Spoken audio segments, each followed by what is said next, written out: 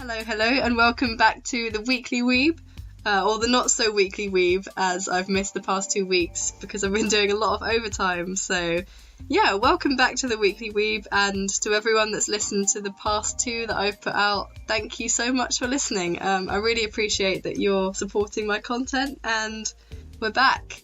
My name's Amy McEwen, and I'm back today with my guest, Azri King. Yeah, that's totally my name. Hi, I'm Azri, former secretary of the University of Birmingham Anime Society. So we probably gonna get a lot of former members of the Anime Society on this podcast, I imagine, maybe. Definitely. I'm just working my way through them, to be honest. Yeah. But yeah, it's a pleasure to have you on the show today. Yeah, I'm a massive weeb. I'm ready to spew out all my bad tastes. Ready to totally nerd out. Yes. That's alright, that's what this show's about. So, just to start with, we have picked up a fair few various weeb snacks. So we're just going to review a couple of them. So, we picked up these choco rolls, and they are taro flavour and white chocolate on the outside. I have no idea what they're like. Taro is good. It's nice and Asian-y, kind of. Nice and Asian-y. That should definitely be an adjective. Asian-y. The traditional wheat snack. As long as it's from the Asian store, it's taste for consumption for weeds and their bad taste.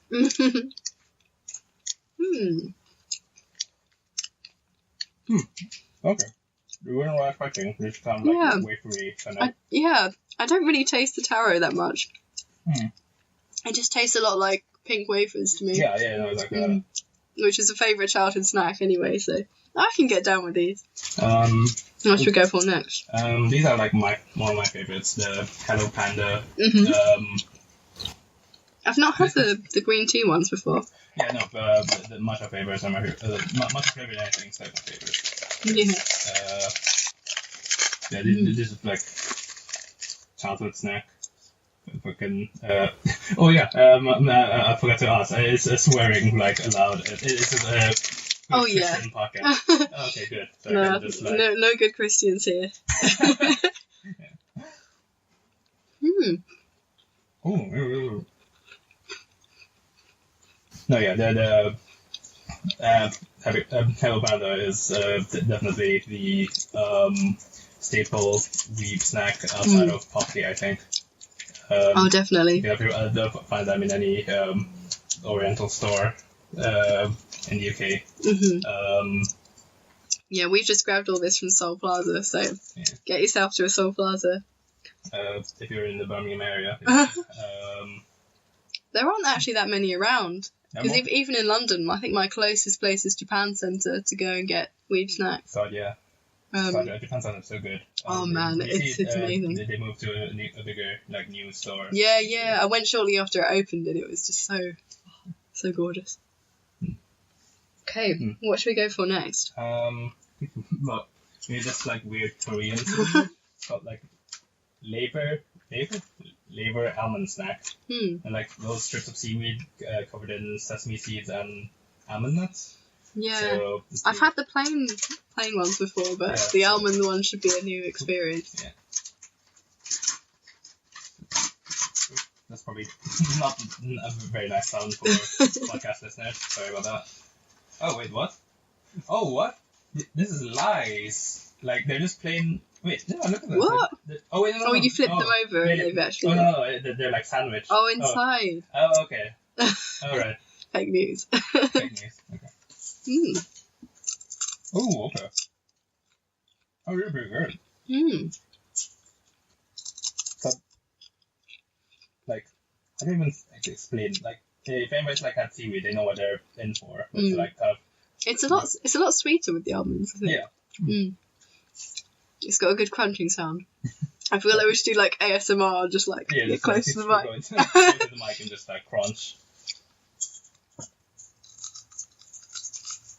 Oh, don't know how well that's going to pick up, but it's probably gonna, this podcast will probably put someone to sleep. No, I really rate those. They're pretty good. Okay. I think. Okay, one more. Should we do one more? Okay, one more. Yeah. Should we try these purple sweet potato things? Yeah, whatever they are. I think it's literally just sugared sweet potato. This week's podcast sponsored by purple potatoes. Huh. Okay, that's weird. That's pretty good. It's literally just like little mini sweet potatoes. It's quite odd. I've never had like non-cooked, like, yeah, I've never had them like not in a meal, so it's quite interesting. Yeah, it's not bad. Sweet potato. It's just a straight up sweet potato, but just like packed in like a vacuum sealed bag and just ready to eat. Yep. So literally, I guess it's pretty healthy. 5 a day. Yeah. It's quite moreish. Alright, Okay. Yes, that's our little... That's our Weeb snack review done. Yeah, I hope you feel inspired to go out and buy those now. Yeah, today's podcast brought to you by Soul Plaza. Soul Plaza and buy everything. Yeah. Shout out there. Hopefully their business is booming. So, the main thing we're going to be discussing today is SSSS Gridman. The most underrated anime this season in the West. Also the reason why Japan thinks Western anime fans have shit taste. We'll go into that later. Yes, we shall discuss that later. So, I guess the first thing I wanted to discuss was, what are your thoughts on Gridman, and how do you think it compares to other Trigger shows? Honestly, I think it's probably like right now it's only 8 episodes in out of 12, but honestly, I think it might be like my new favorite thing by them. I mean, if we were including Gurren Lagann on it, that's still like, you know, top like of the team's work. But just after Trigger, that I think that is definitely like the one I'm most invested in. Probably Kill la Kill second. Yeah. I really can agree. That's great. Have you seen the Inferno Cop? They're kind of like the fucking it's a fucking living shitpost. Like it's like the most low budget thing you've ever seen. There's barely any animation. It's great. It's literally just like just stock image. This stock image of freaking skeleton cop guy that looks like Ghost Rider. Amazing. And it just kind of there's literally like zero animation. Like they just move the image of like the characters like along on the plane, and like it's great. This sounds even more low budget than like early South Park. So it's pretty much early South Park. Little Witch Academia is was a really good one. I think probably next one is Luluko. Space Patrol Luluko. That one's great. Like it's a short form one, so it's like 2 minutes every episode. Yeah. But it is so good. It is like the most like self-indulgent thing. Like later on, they like go to visit like other Trigger shows. Some of the episodes they go to the Little Witch Academia like world, and like it's great. It's just like self like by the end of the like series, it's so self-masturbatory for Trigger. Like there's literal fucking like the main character turns into a gun. So like, Trigger. Yeah. I think that's one of the things that the studio is most like well known for, paying homage to not just like other classic shows, but to their own brand, which is really cool. Yeah, you will see a drill at some point. Definitely. And how do you think, the big question, how do you think it compares to Darling in the Franxx? Boy. Let's I think most would agree that it's the Darling in the Franxx was a mistake. Darling in the Franxx was a mistake. Yeah. I think, because I think there's a point in Gurren Lagann where it's like it tries to it tries to be more serious than it actually is, and I don't think you should take the series too seriously. But I think the problem with Darling in the Franxx, like I was really enjoying it for a while, but then it tried to get too deep, and I was like, but if you're not gonna ever give us the answers we need, then what's the point in making it a big like conspiratory thing? Yeah, I know. And I especially didn't like the last few episodes and the whole reincarnation trope at the end. Yeah. That was a bit sucky. And also the fucking waifu wars, that kind of stuff. Yeah, Yeah. Although, having said that, like the characters were strong. And for the most part, it was just a bit of a laugh and just a meme-worthy show. Yeah, it was really and you know, Gridman, even Gridman doesn't escape the whole like waifu wars thing and like Rika's thighs and. God. I got really pissed off because do you know the Facebook group Facebook page Anime Trends? Yeah. Anime Trending, where they post up like polls every week. Best boy, best girl, or what hot this season. I think it was last week. They had a poll for best girl, and like Rika actually went to the top. Yeah. But like in the comment on the comment section, the like official like Facebook page commented like through the power of memes Rika gets to the top. It's like, are you serious? Like she's only up there because of memes? Yeah. Like, yeah. I think there's a lot of depth to her character, and it's kind of, I mean, besides from her looks and her you know, everything else, like I think there's more to her character that needs to be revealed yet. Yeah. Before she can properly be appreciated as like best girl of the week or whatever. Yeah, she's more than her fat ass. Definitely. I am so invested in Gridman. Like every week, I'm just going through like I've multiple like personal reasons for why like Gridman is a show made for me. Yeah. Specifically me. Do you want to go into that? I think what we should is actually like go into the kind of breaking news of the week. Yes. Because I have. Should we start with that? Yeah, because I have a great transition into. Yeah. First thing. Drumbeat. Netflix just announced live action Cowboy Bebop. Woo! It's gonna be a TV series, and who boy, have I picked up your memes? I'm already seeing like photoshops of like have you seen Brooklyn Nine-Nine? Yeah. Yeah, that one picture of them with the corgi. Oh yeah. Like, just everybody photoshopped into like the Bebop character. Like, everybody's just freaking out about that. I mean. Yeah, I mean, I'm interested. Like, again, like we discussed before, I do think that a lot of live actions, especially like westernized Americanized ones, are just money grabs. But I am interested to see what it's like and to see who they've cast and whether it's gonna do a good job. Yeah, I remember back in the day, like there used to be like rumors that Keanu Reeves was gonna be Spike Spiegel. Isn't that like every anime live action Keanu Reeves is gonna be in it? Or The Rock. Every character is The Rock. I mean, who would you cast as the Spike Spiegel? Oh man, that's a tough one. I feel like a younger David Tennant would have done it really well. God. I don't know why. Like, I think he's got the zest for it. He'll need a very like American. Yeah, this is the only problem, the accent. I can't imagine a Scottish. No way. That would be interesting though. Who else? Maybe. I can't think of the moment.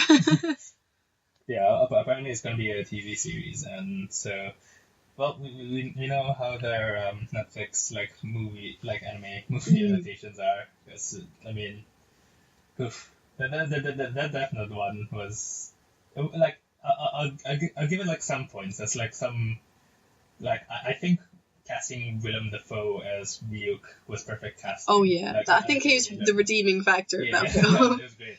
But like everybody else was like, oof. Yeah. Like there's only like one bit that I think like captured like the essence of Death Note, which is like the kind of like whole like plan at the very end, but that was like 5 minutes at the end. Yeah. So like it's a shame. Like yeah.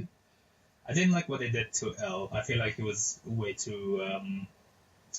He was too public. I Yeah. feel like he wasn't concealed enough. Yeah. And He'd made like a public conference. Yeah, Like quite. I mean, I know they have a lot to fit in like into one film, and eventually L like does get more into the open, but yeah. you know, he still manages to conceal himself away quite a lot, and that wasn't done enough. Yeah. I think he could have been weirder as well. Like Yeah. he could have been more kooky and had more snacks. I don't think he really had that many snacks. Yeah. I mean, he's not funny, but. Yeah. Yeah. Well, I mean, there's nothing to really judge Netflix on other than their past work, but maybe they'll hire like some with something good. Like, God, I don't even know like who could probably do a good who could direct live action Bebop. Like, Yeah.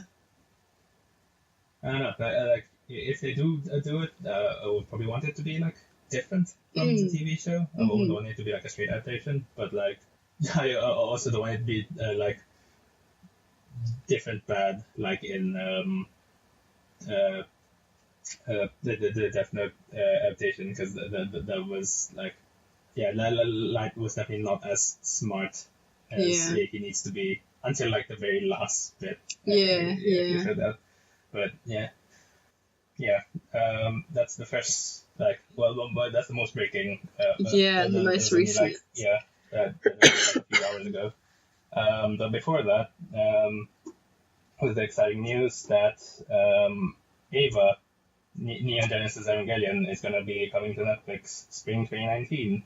So our the Asuka versus Rey Flame Wars will continue 28 years later. Yeah, and the Netflix generation, as it were, will be able to experience this firsthand for themselves. Yeah. Rather than illegally streaming. So. So everybody gets to ogle over the religious symbolisms and everybody's. By the way, it's definitely Rey. Rey definitely. Yeah, oh boy. Okay, podcast over. Just slam the door. All right. That's decided. Oof. You've watched Eva. Yeah. So,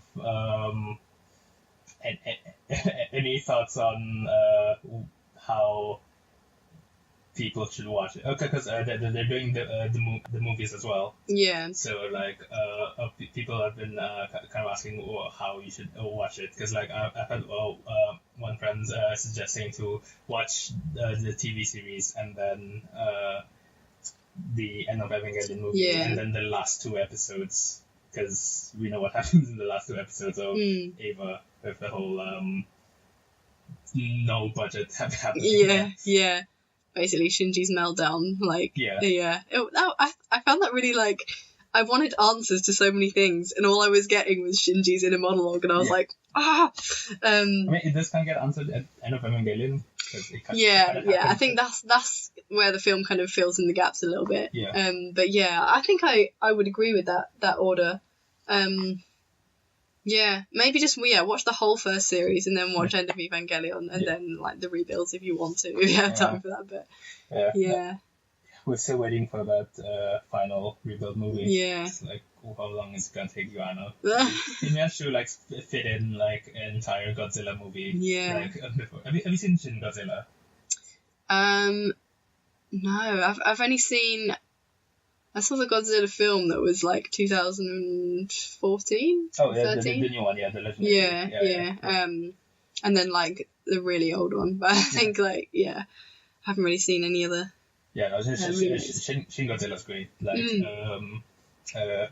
fun fact: Hideaki Anno is a big Tokusatsu fan, and we're gonna be talking a lot about Tokusatsu. Oh yes. What do you know about Tokusatsu? Just big shows, a lot of special effects. Often like a lot of kaiju shows. Yeah. So like Tokusatsu in Japan is a genre of films and film and TV. I think Tokusatsu translates into like special effects. Yeah. But specifically, become known for like people in like large like rubber suits. So stuff like Godzilla,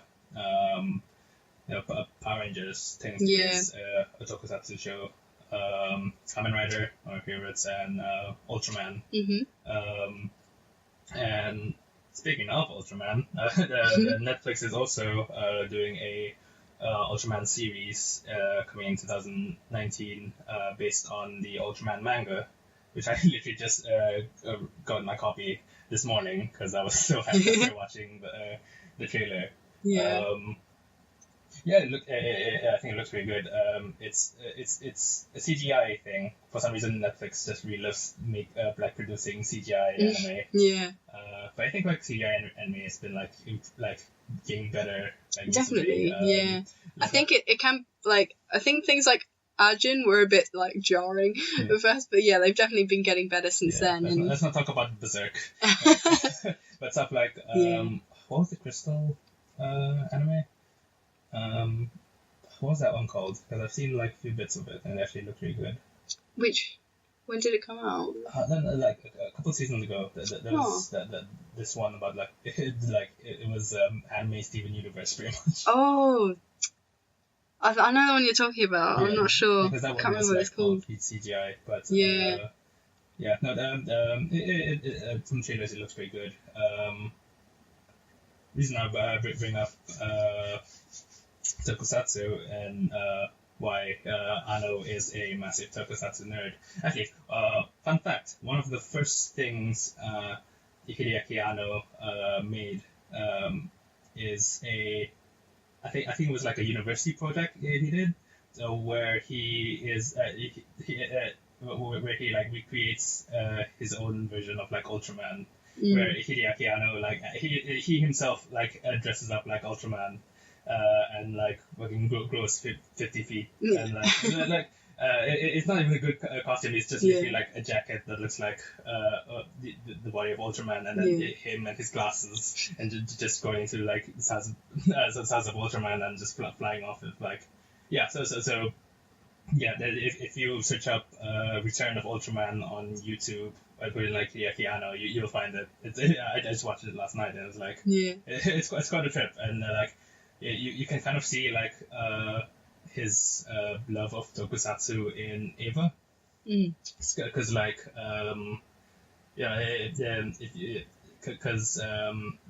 the angels and the Evas, they kind of move in such a way that it's choreographed in such a way that it kind of emulates Tokusatsu actors, like there's like wit to them. It's not like how a lot of like anime like portrays giant monsters as like kind of like moving like super quick. Yeah, they just kind of appear out of nowhere, and it's like, it's the whole Pokemon thing of this appeared, I know, being a huge fan of Toku, I think it tries to like emulate that in Evangelion. They're spectacles, the angels. And I was actually reading an article earlier that was commenting on how it, like in a lot of Tokusatsu, like the villain attacks first, and then the hero retaliates, which is exactly what happens in Eva.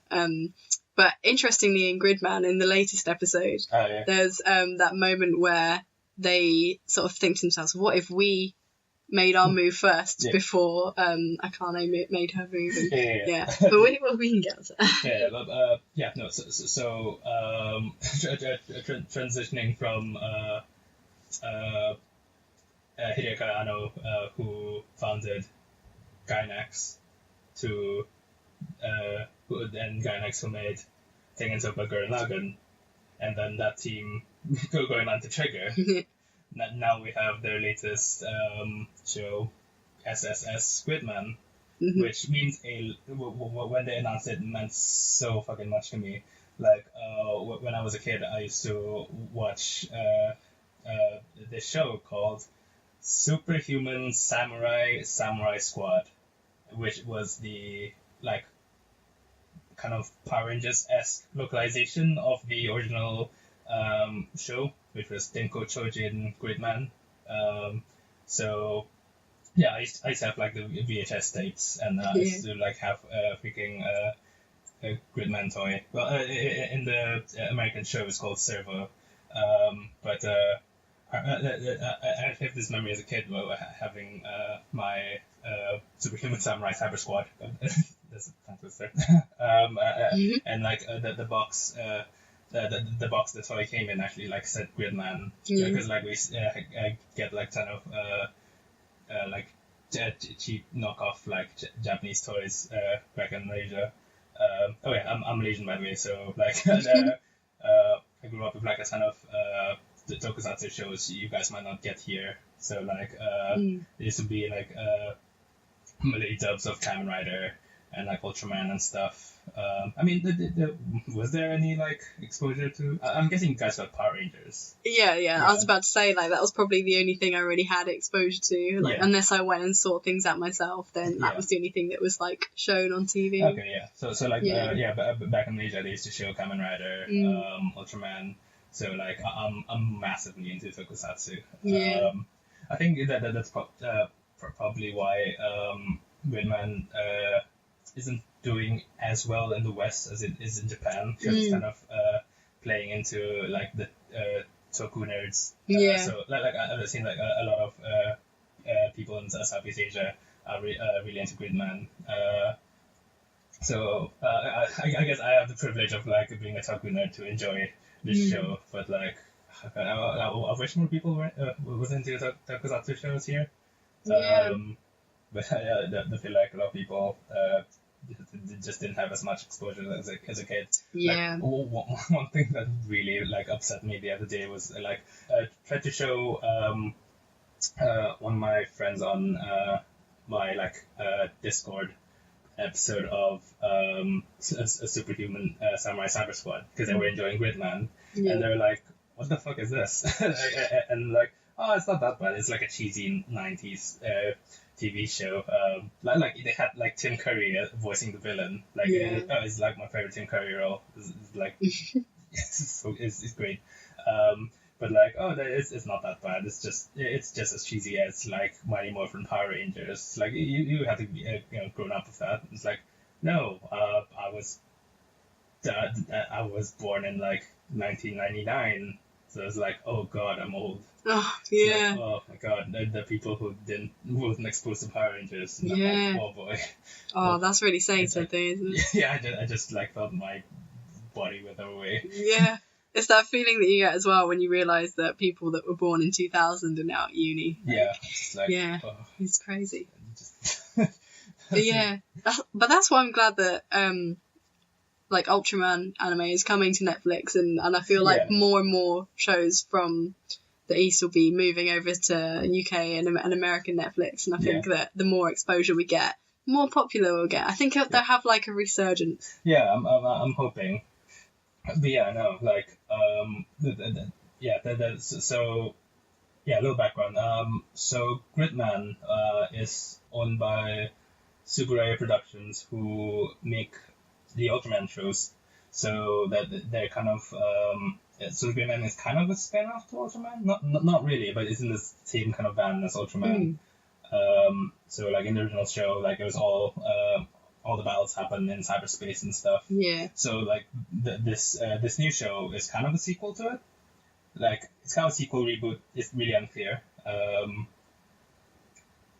The four S's at the beginning of Gridman.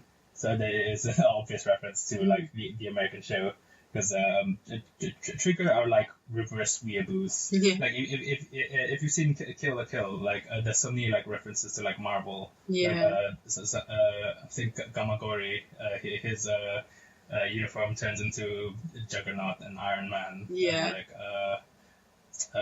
on the guy with the glasses turns to Spider-Man at some point. Like they are the most like. What's even the term, like Western booze? Western booze. Yeah. Yeah, no, like I don't know what started Gridman, because like I think a lot of people compare it to Ava, and I think that there is kind of something to that, in that like it also like emulates Tokusatsu in like very similar ways. Like all the action scenes are like kind of they try to emulate like what a Tokusatsu show would be like in fight scenes. Like all the characters like have like weight and stuff, like and all the kaijus look like they could like fit a person in them. Even like in the first episode, the kaiju kind of has like dead eyes, but kind of look like a rubber like suit for an actor to wear. But it does kind of go into kind of trigger anime spectacle for like finishing moves and stuff. So you're not gonna. You got like the classic like little sparkle when the kaiju is eliminated and the black screen. Yeah, like oh god, that one episode where they did the flying Inazuma kick. That was like the best like finishing move I've seen. Like that's the best version of the Inazuma kick like I've seen in ages. And when like they did like the whole combo with all of the with all the sequences. Like, they were so good. So I've actually joined like the Gridman Discord, the Discord server, and like every week, everybody like tries to like analyze like every single like little detail, and it's like it's really cool like how much thought they put into like the show, because like with like in all the scenes where all the like main characters are together, there's always like really intentional like positioning of everything. Like there's always like something in the background or like the foreground, like kind of separating them, and kind of symbolizing their kind of distance as a group, and like why this one character is kind of like not really part of the group, so she's kind of keeping her distance. So like there's real thought into like how everything's like being shot. So like there's a lot to observe there. There's also like a ton of like Ava callbacks. There's this one shot. It looks exactly like Shinji, like on in the first episode on the in the first shot where he calls on the payphone. Like they recreate like one specific shot in Gridman. So they're clearly taking inspirations. So not to mention the Neon Genesis Junior High. Yeah, straight up just calling out names. So no, it wears its inspiration on sleeve. But I like the subtleties though. It's nice to be able to like spot things as well as them being like obvious in the foreground. Yeah, but like one of the crazier like things that people have noticed is that all the characters, all the main characters have that. Well, every character's design like parallels a specific transformer in like a very specific storyline. So like people have been pretty much theorizing that this is just the director's Transformers fanfiction, because like I don't know whether you got if you want to like put the picture up, but I've got a picture here of like how every single character corresponds to like a transformer, but very specifically a transformer from this specific storyline. So it's called Shattered Glass, and it's this alternate universe where all the Autobots are evil and all the Decepticons are good guys. So like Rika is actually resembles Megatron, and Akane, best girl, come at me, is evil Optimus Prime basically. And you can actually see like everything that Akane owns has like a shattered like screen, like her glasses, her phone, like they're like being really like it's so consistent. Like how many times like Transformers pops up in the designs of every character. Yeah, that's hard to ignore really when you can like cross compare them so easily. Yeah, like, for each character. Exactly, yeah. But like you can see on Yuta's shoes, he's got like the exact same shoe design as Cliff Jumper, and it's nuts. So every single week, everybody's just like looking at every single detail, like every single like background character. It's like, oh, this is this Transformer and this is this Transformer. Yeah. Oh, one of the wildest like ones was in episode 4. Okay, I'm going on like a massive tangent, but like that's all right. This one I found really amusing. So in episode 4, there were like 4 like college dudes. You remember the episode where they had like a YouTube channel or something? Yeah. They called themselves like Arcadia. So the 4 characters are called Imai, Takato, Yamato, and Ari, and the connection is they're all toy manufacturers. In real life, but very specifically, they make toys for Macross figures. So you seen Macross? Yeah. So like, so all of them make Macross figures, but the only one, they're all almost all of them are defunct except for one. And the one that's still around is called Yamato, which is the only character that survives. And, wow! And in real life, Yamato is now called Arcadia, which is what their like YouTube channel was called. So like it's so. That's amazing! I had no idea they ran that deep. Yeah, but not only that, but like all of their color schemes corresponds to one specific Transformer, but like different versions of that Transformer. So like, you have the color scheme of like the animated version and like the original one, and all of them are different variations of Jetfire. And the thing with Jetfire is that his design is originally inspired by Macross. Yeah. So like, there's multiple levels. It's like. This show is just like blowing my mind. Yeah. It's like that. It's like that means like mini brain is a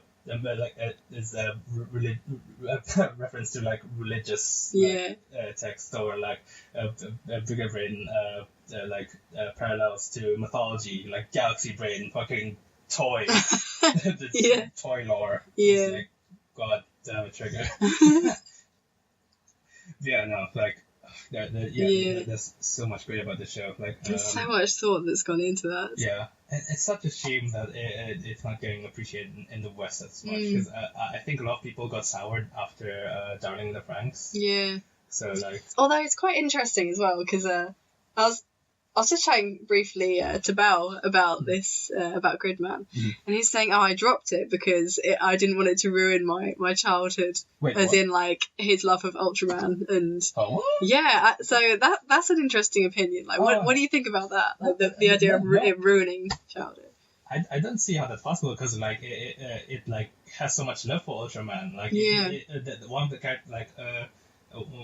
characters show, like he like references Ultraman like every single episode. Like he won't shut up about it. Yeah. So like this is like the biggest love letter to like Tokusatsu I've seen in like years. Yeah.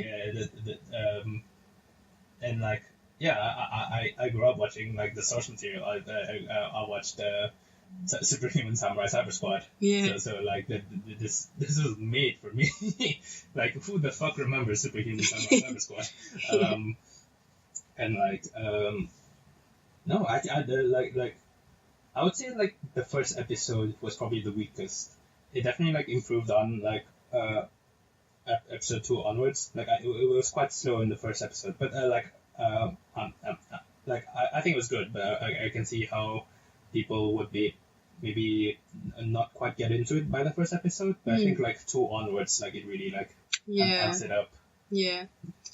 I get the feeling that I watched a couple of episodes a while ago, and I was like, okay. Because obviously I I didn't really grow up with tokusatsu shows Yeah. in my childhood. Obviously apart from Power Rangers, I mentioned before. But yeah, it did take a while to, because a lot of the time with these shows, it will just go straight into, it'll start in the action. Mhm. You don't really get time to consider what's happening. Yeah. But the way it like slowly reveals itself, like after Yeah. maybe episode 3 Yeah. and 4, like I don't know, it slows down a lot and it gets more and more interesting every time. Yeah, I got that from some people, because some people think that it kind of goes into the monster of the week kind of formula way too much, like in the first half of the series. But, Yeah. like, I guess I'm used to that because I watch so much Kamen Rider and stuff. Yeah. So like that's just fine. But like, yeah, I just think there's like so much more to it, because like the like from the first episode there was already clues to like what was going on, like because in the original show like everything was set in the cyberspace. I don't want to ruin too much in this in the podcast, but let's say like there was a lot of clues like from the early episodes that kind of like build up to like the big reveals. But what I really love is that every time you think that they're building up to like a big reveal, they pretty much just reveal it by the next episode, and then it's like, wait, what? And then so what's going to be the rest of the story then? And then there's going to be like another mystery to kind of like dig into, because like in the first episode they didn't reveal like who the one who created the kaijus were. But they pretty much just revealed by the second episode. Yeah. But the clues were already there in the first one, like with how the kaiju, how the kaiju attacked, and who the like first victim is. Yeah. So yeah. like that so like I honestly thought they would have like kept it a mystery for like a lot longer, and then like so. It was the classic shot of Akane after she bumped into her teacher, Yeah. and it was just her eyes, that kind of like Yeah. above shot, which just makes all villains look terrifying. Yeah, no, it's just so good. I just want more people to watch it. Yeah, I mean, it's saying a lot as well that even though I never like grew up with these kind of shows and like in live action as well, that I'm really enjoying it so far as well. Yeah. I don't know, because I'm quite skeptical as well of a lot of new season shows, because I feel like a lot of them are competing, which is something I'll also talk about. Yeah. But for a show to impress me with not a lot of prior knowledge of the genre is quite an achievement. So yeah, I definitely recommend more people in the West to watch it. Yeah. Hey, we've got one more. One more fan. Yeah. Okay, so since you mentioned other seasonal shows, did you want to get into the shit taste of the West? Yeah. Why everybody stuff in the West has shit taste according to Japan. Let's talk about those My Anime List ratings as of late. Yeah. Okay, so there was a Tokyo Stars episode that video came out like a couple of weeks ago about how the My Anime List ratings on this season's anime have kind of triggered the Japanese anime fans, because I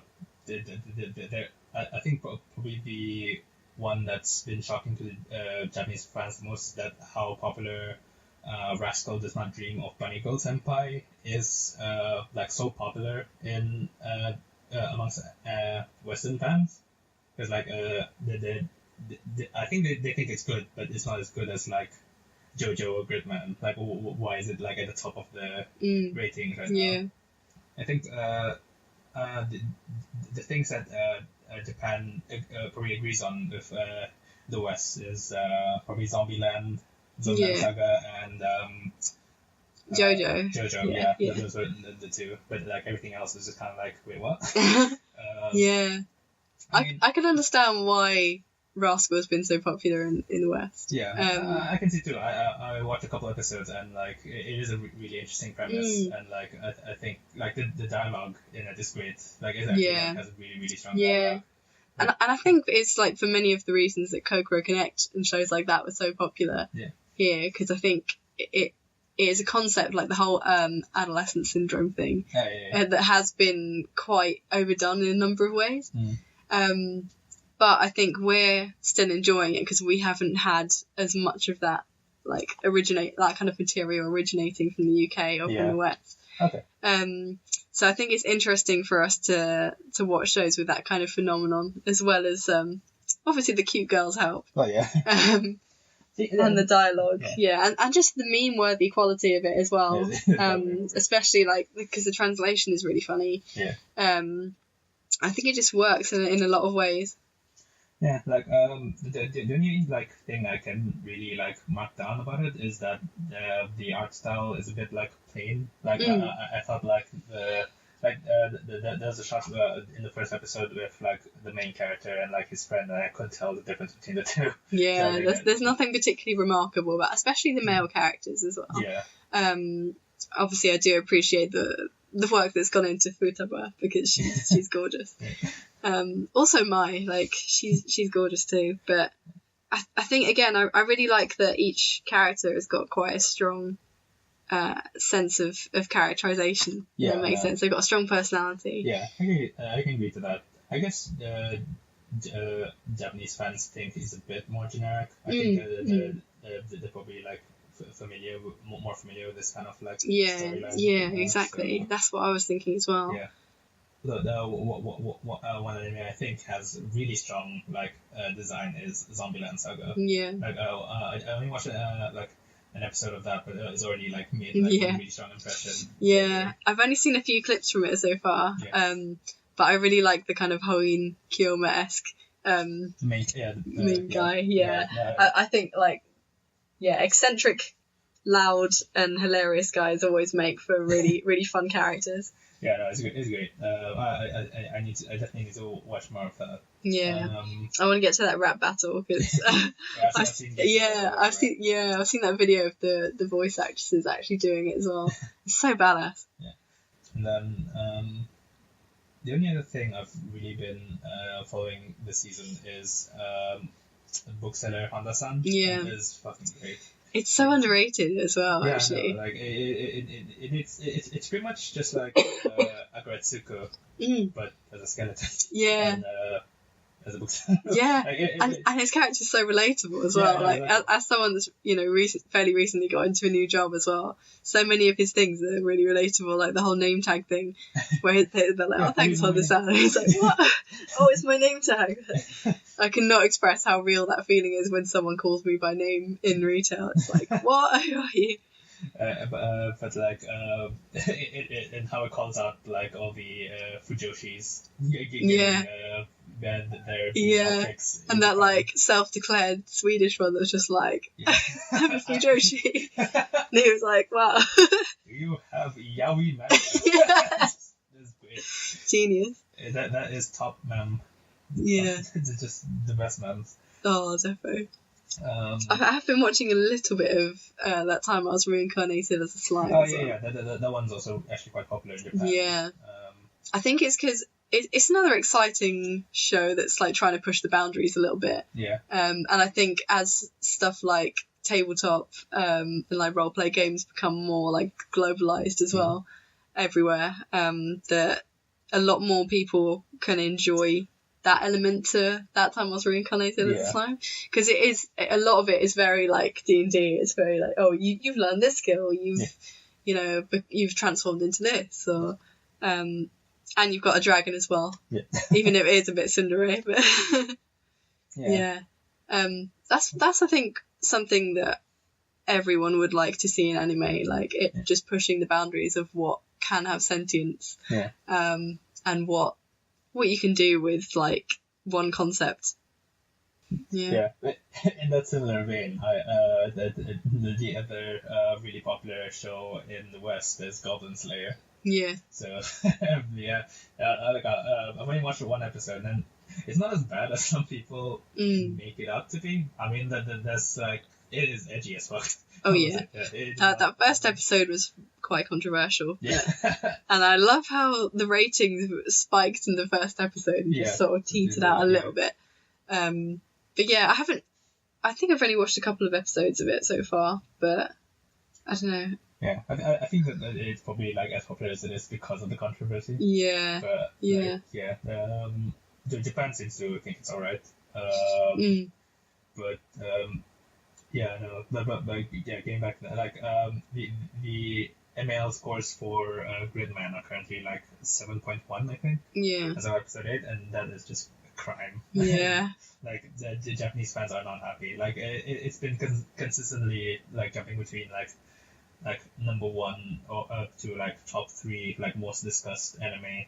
Yeah. And, like, I'm pretty sure they're like number 1 in like Blu-ray sales, Blu-ray like pre-orders in Japan right now, and like it is massive in Japan. But I guess that's part of because like everybody in Japan is like exposed to tokusatsu stuff. Yeah. So Yeah. a bit more investment in that. Definitely. Yeah, because of that, Japan just thinks the West have shit taste now. So, Do we have shit taste? Maybe. maybe. Find out next week. Well, to keep our eyes on those MAL scores, to be honest, and what kind of things that people are watching. I guess that the like ML is like all right to just have a quick like. I mean, I don't really like take into account the like scores as much because a lot of the time I disagree with like the scoring system. What's like number 1 on like the ML list at the moment? Let's shit talk ML. Yeah, what's top anime? I think one of the things with any rating system as well is that it obviously only shows a small number of people that are actually either watching the shows or using the website. Yeah. Because I don't rate all the shows I watch by any stretch, and I don't log all the shows that I watch on MAL, so I barely even use it. So number 1 right now is still Full Metal Alchemist Brotherhood. I have no idea how it managed to like. I mean, it's really good. I'm not gonna shit talk FAB. Like no way. Yeah, but number 2 is Your Name. Kimi no Nawa. Weeks. 3 Steins Gate. Well, I'm glad that's in the top 3, Steins Gate. It's clearly got a lot more reputation. Legend of the Galactic Heroes being top 5 is like legit, so that's good. Yeah. The first 2 do seem like a very like might be a global, but a lot more like of a westernized opinion. Yeah. So like, where's Eva in this list? Yeah, actually, it was. Where even is it? Sorry, where? How far down is it? Jeez. Yeah. Wait. Yeah, I can't find Eva on this list at all. Is it not in the top? It's not in the top 50. Holy crap. Okay, I need to find where. Well, Death Note is at 51. That's it, guys. You heard it here first. Death Note is better than Eva. Oh boy. Oh yeah, one thing I forgot to mention. The guy who's gonna direct the Ultraman Netflix series is the director of Ghost in the Shell Standalone Complex, which is like one of my favorite TV series. I actually think the TV series is better than the Ghost in the Shell movie. Mm-hmm. So like, I love the movie, but I haven't actually watched the series at all, so I need to get around to that. Yeah, but Standalone Complex is amazing. Yeah, I reckon I'll enjoy it just as much, if not more, than the movie as well. Well, I did write an entire essay on the movie because I thought it was that worthy. But No, yeah, it totally is. Like, it is a great movie. But yeah, she is just a fantastic director as well. Yeah.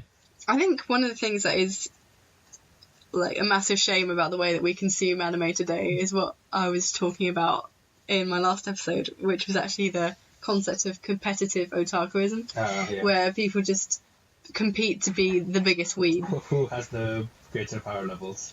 Yeah.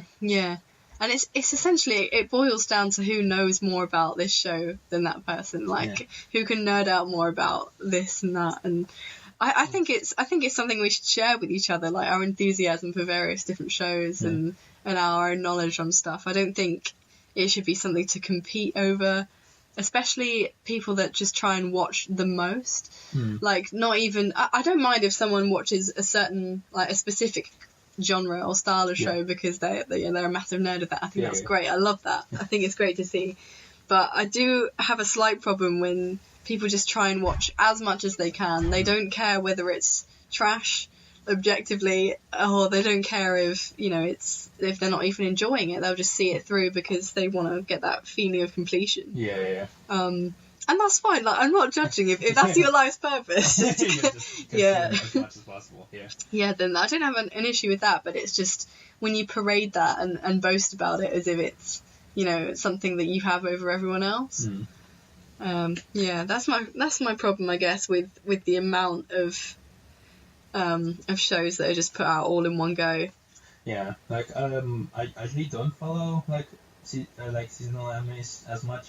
Like I did follow Boku no Hero, just because like, you know, it's good stuff. Yeah. Yeah, I mean, I will check what's put on every season and see if anything catches my eye.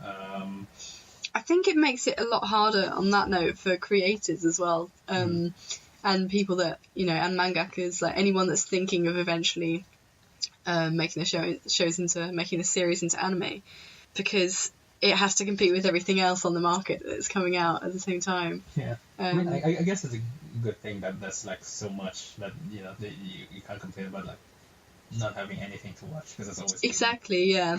And when a show is good and really does stand out, then it proves something more than if it was just like one of 5 shows that were out at the time. Yeah. If it's really stood out, then it's like a much bigger achievement these days. Yeah.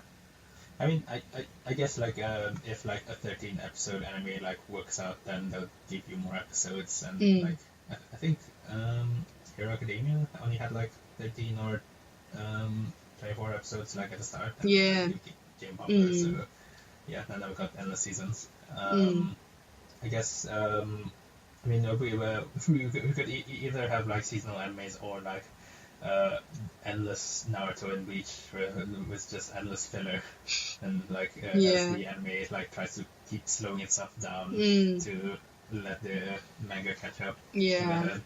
Although in that case, like if you started a show, you know, if you've been with the show from the start and it's really long and it's got loads of fillers, that completion is more necessary. So like I've been following it for so long and I've got to remain loyal to it. Yeah, no, like I stuck my guns to like finishing the Naruto manga. And it's like I dropped off Bleach. Like I feel like at some point I'll need to pick it back up just to like finish it off. But like it went so bad. Like at the end, like it really should have just ended, like after Aizen.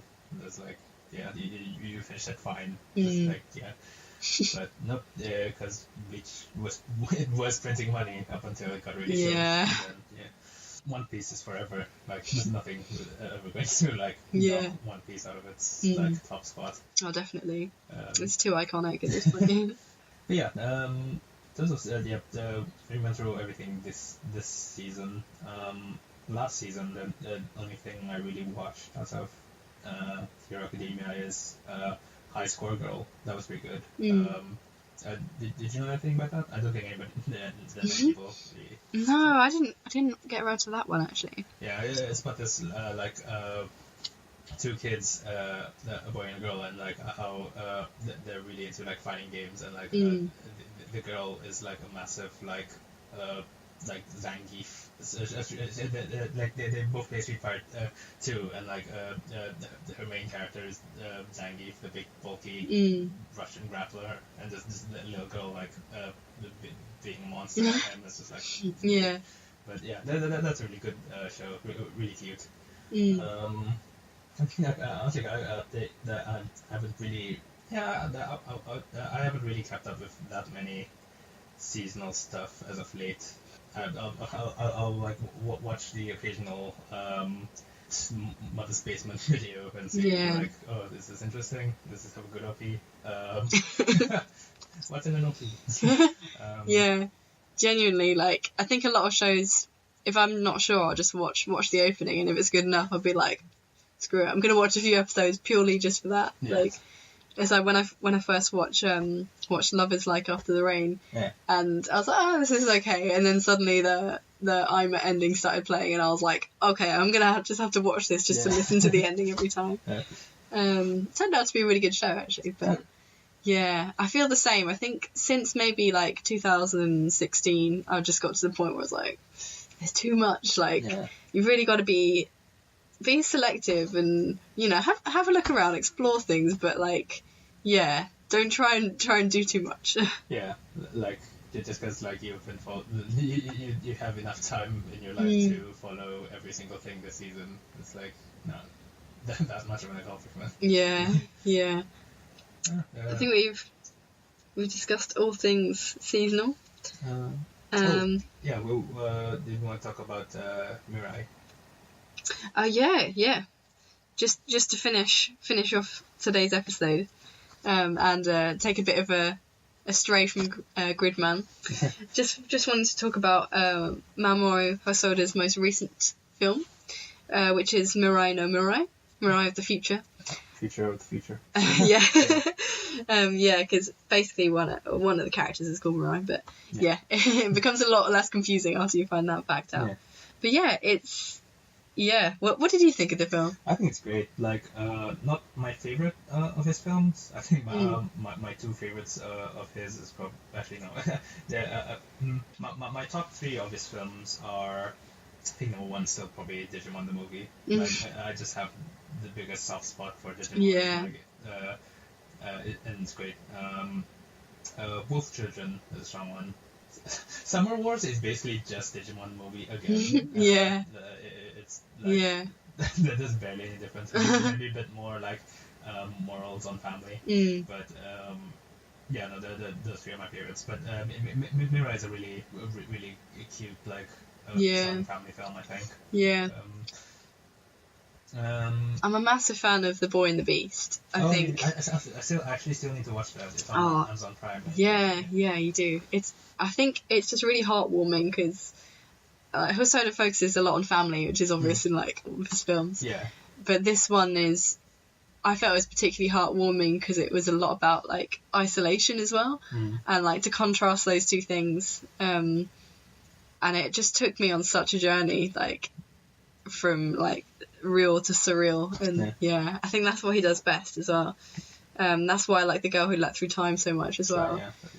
But yeah, I really liked this one. I think it was like possibly the most surreal so far, in that you've got like an anthropomorphized cat that just kind of like appears out of nowhere. There's like the time jumps and like the kind of fact that the parents are there but also not there. It's kind of like this boy's story, and getting to look into the future and him getting to experience things before he actually grows up.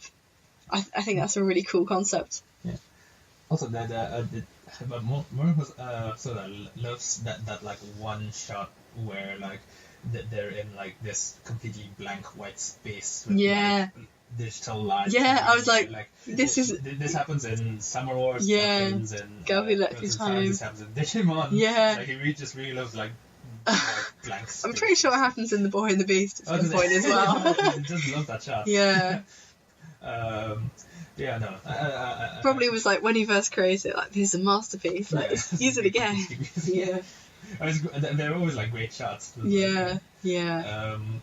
But no, I'm a fan of the film. Like, I think like it's nothing like super deep, but it's like a really good like just family film. Yeah. I actually went to see it before it got officially released. I went to the London Film Festival event at the BFI IMAX. So the screen was massive, the sound was amazing, and it was like good vibes because it was again like family friendly, and the tickets were actually surprisingly cheap. So it was good. I would recommend like London Film Festival events, especially because usually there'll be at least one anime film there. So yeah, that's good fun. Well, what we talk about Mamoru Hosoda, I have to bring up that one scene in Wolf Children that I keep losing my mind about. So like at the very beginning, when we meet like the mom character, and then I meet the dad. Yeah. And like the first time she finds out that he's a werewolf. Yeah. And like the scene where they're like making love for the first time, and like he turns and he stays as a wolf. Yeah. And like, oh boy, we're getting into some questionable territory here. It's like, who, like, did he have to be a wolf to like, woof? Who bought some steamy fucker? I mean, I'm sure he's left that open to audience interpretation. Like, I mean, but yeah, no, the wolf children's great. Yeah. One scene just like, blows my mind every time. Yeah. Good stuff. I think that there's always something like weird and sexual, like, but it's quite small, but there's always something there. Yeah. Like, I mean, it's anime, so. That's fine. Yeah. But yeah, overall, like, really good film. I think that about wraps it up. Yeah. So, thank you for joining us again on the Weekly Weeb. I hope you've enjoyed the episode. Azri, I hope you've enjoyed weebing out. Oh god, I've been waiting to like just splurge out about Gridman for weeks. I have got so much like pent up weeb energy. Yeah. It's just like watch Gridman. It's so good. Yeah. Watch Tokusatsu. Watch Kamen Rider. Well, yeah, I've certainly learned a lot today about the series, and like I said, I'm a fan. And also a Brit, so yeah, you've got my thumbs up for the anime. So I hope you'll join us again next week. I'm not sure what I'll be talking about yet, but it's bound to be a good one. And keep following, and I'll leave some links below in the description so you can have a look yourself, have a research, see what we're going on about, and also watch Gridman. Yeah. Yeah. I'll see you next week. Bye bye. Bye bye.